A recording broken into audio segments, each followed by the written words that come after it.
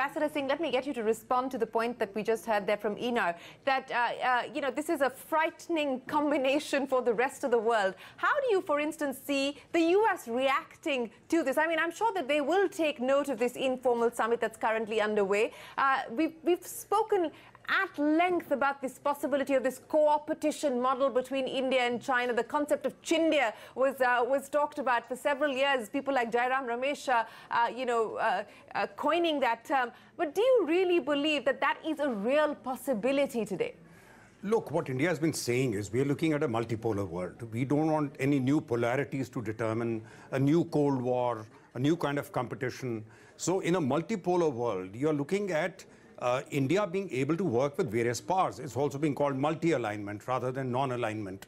So you got in one group, say Russia, India, China. You work with them. In the other group, you've got, we even revived the Quad. Yeah. We are working separately with Japan. We are working with US. So India is a swing power.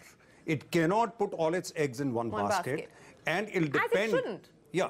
And therefore, the success of India would depend on how to manage these two rival groupings, which have any number of friction points. And I think what they're doing in Wuhan is to see whether China is willing to look at India as having a legitimate space in Asia as the two powers rise. Because the feeling till now is that the Chinese are not cutting any slack to anyone, whether in South China Sea, East China Sea, or on the subcontinent. And therefore, Chinese have also to step back. We've already stepped back from their points of irritation, which is Dalai Lama or whatever else they have. Yeah. But they have to also, you take CPEC, a solution can be found to India beginning to accept the Belt and Road Initiative. But would they be able to bring Pakistan to the table where we get East-West connectivity? India has no interest in CPEC as in any way contributing to Indian economy or India's competitiveness. But if we get the East-West connectivity, it improves the chances of CPEC, but also brings something that India is interested in, which is access to Central Asia, to Afghanistan, or even Europe that way. So if the Chinese are willing to do the big shift, which is a strategic shift where they don't automatically arm Pakistan, give them nuclear weapons, missile technology, they're already losing probably one of their puppets, North Korea. Then I think that's the beginning of an understanding where there is trust that begins to develop. Once there is trust, very specifically on the border, 2005 agreement had laid down the principles for settling the border. Now, Chinese after 2008 stepped back. SR special representatives meetings have amounted to nothing. Every year they meet. There's nothing that new that happens. Are Chinese willing to go back to 2005 and say, yes, we will resolve the border issue? Of course, it may not get resolved tomorrow, but at least start talking about it. And once that happens, India will do some shifting, allow their investment to come in, more trust in Chinese money coming in, opening up other sectors of Indian economy, and maybe doing something to balance the trade. Last year, $84 billion, 16 billion Indian exports, 68 theirs. It's 3 times the Indian exports to China. So all this can happen once there is trust. Will that begin?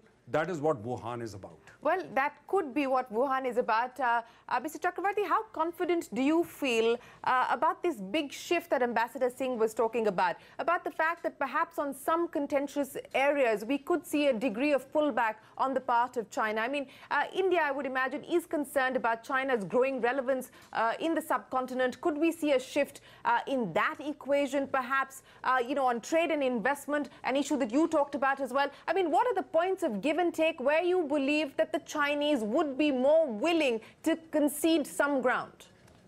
Well, I think without conceding some ground, there is no hope in hell for India to accept what the Chinese are trying to sell to India, in the sense that whatever the Chinese want, then India can simply go back to the drawing board and go back to where we were, and sort of then we'll have to again rethink our whole policy. Now, the point is that that there are opportunities. I don't say that there are no opportunities. We know that China is making inroads into our neighborhood through infrastructure, under the garb of infrastructure. But some of these are, could be very strategic kind of investments. Ports, for example. I mean, we have seen the Gwadar port and the CPEC, and then we have seen In Djibouti, they have opened a base. So there are moves made by China which do give indication that they are moving into the Indian Ocean and creating their own strategic space in this area. Now, how does it is bound to impact on India. So the question is, do we draw some lines, mutually agreeable lines, that China respects as far as India is concerned, and India respects as far as China is concerned? And I think if I were to identify one major factor is, of course, to build confidence, I would say, is the border, border issue.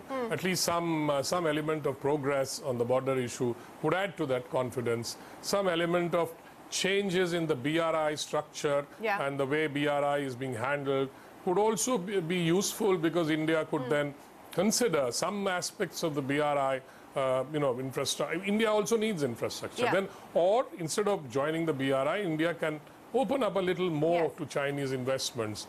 50% of the mobile market is in India is, in any case, it's in Chinese hands now. So, and there are many other areas where China could come in.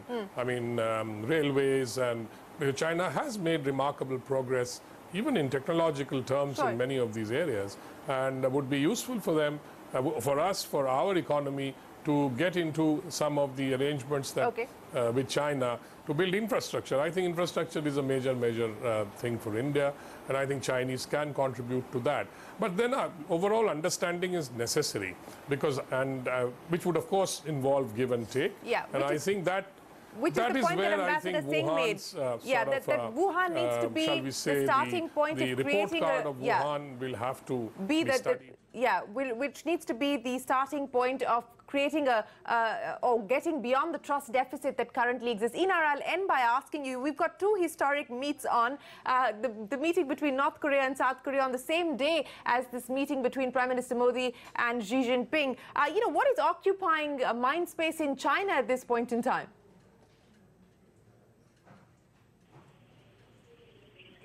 Well, at this point in time, I mean, China is realizing, as I think the rest of the world is, that Trump is not the center of the universe, that things can happen outside, that India and China can get together, that the North and South Korea can take an armistice and make it into a peace agreement. I think this is very important. But, with my other two colleagues, what I'm hearing a lot of is the glass is half empty.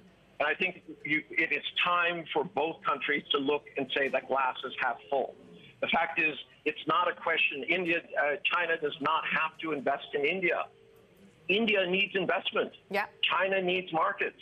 Together, they can be greater than the sum of their parts. So this idea that it all begins with disputes over goat pastures and that this will do it, I don't understand. Even if the border was resolved tomorrow, would it make any difference to the average Indian in terms of their income and opportunities? I don't think so. So I think from here on out, instead of doubting everything, we should take a positive attitude, try to say, how can these two entities work together to create something that's better than what they have? Otherwise, China and India will continue to be under the yoke of, basically colonial powers who are lording it over them because they have capital.